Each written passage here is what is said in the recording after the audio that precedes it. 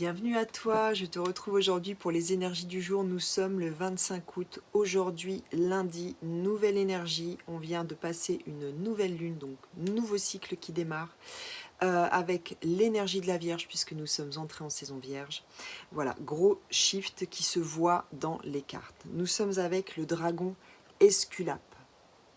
Esculape, c'est le dragon d'Alcépios, qui accompagnait Alcépios, un guérisseur grec qui soignait avec les herbes.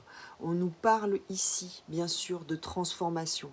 On nous parle de pouvoir. On nous parle de dons thérapeutiques. Je vous lis le message de ce serpent. Le serpent qui s'enroule autour de l'arbre de vie, Yggdrasil, relie le sol au ciel. Tu tiens le bâton sacré. Ta main est riche de pouvoirs serpentaires, de remèdes tout-puissants, de la force chtonienne. Le courage te manque peut-être pour franchir le pas. Parle-en aux arbres, aux veines de la terre et de l'écorce. Ils t'aideront.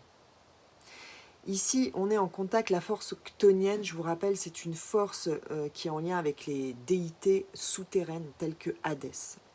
C'est une force très primordiale, archaïque, qui peut nous faire peur. Ici, il y a deux dangers. Le premier, c'est il faut vraiment garder son libre arbitre et sa capacité à dire non. Ça va être très important quand on ne ressent pas les choses.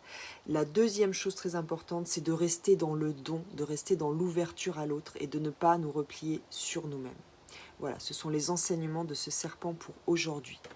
Nous sommes avec le faucon Cresserelle. Lui nous parle de leadership, de patience. Cette carte nous invite à planifier, ça tombe bien, on est en saison vierge, à revoir nos objectifs avec prévoyance, à nous élever au-dessus des conflits, au-dessus de ce que nous avons à faire, pour vraiment pouvoir conserver notre énergie pour les tâches les plus importantes. Et avec le tarot, c'est juste extraordinaire, nous sommes avec le monde et le hiérophante.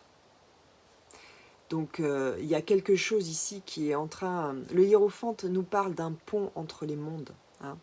Donc nous sommes en capacité maintenant d'aller visiter plusieurs mondes. Peut-être avant ça nous faisait peur.